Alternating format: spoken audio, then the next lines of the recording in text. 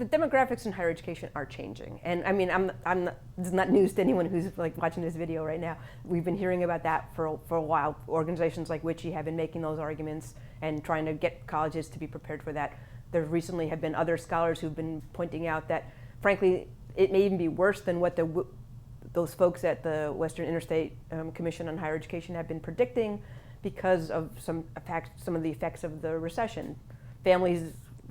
People delayed getting married, they delayed having kids, which means 20 years later there are going to be fewer 18-year-olds going to college, actually. But it was also, as I said, I mean, you mentioned this report, which I'm happy to show here right now. But I mean, one of the things that we know for certain is that where young people are growing in the country, where the populations are growing, is in the Southwest and in the West. We know where all the colleges are in this country. They're in the Midwest and the Northeast.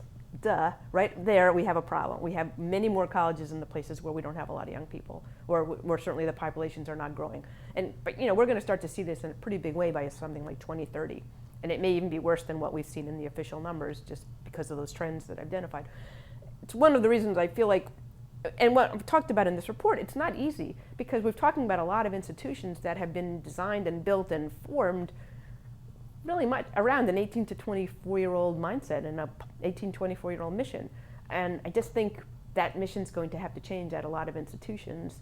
There's a lot of sort of, we subtitled this report, "The Population Colleges in the Nation Can't Afford to Ignore." That wasn't just hyperbole, that was reality. That's, there's an economic need, there's a moral need, there's a small d democratic need to make sure that more people get the kind of education that colleges can provide them.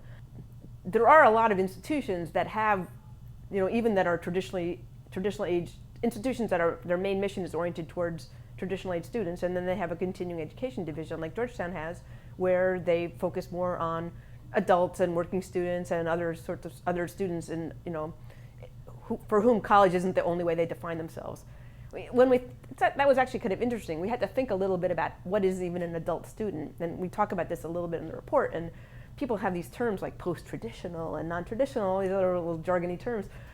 But in the end, I think I like the definition that I heard from a researcher named Carol Castleworm, which was, it's someone who their first identity isn't college student. When I was 18, my first identity was college student. If, right now, if I was to go back to school, it wouldn't be college. My first identity would be not a college student. So I think if you have that mindset about who your program is serving, that's probably 50% of the battle right there.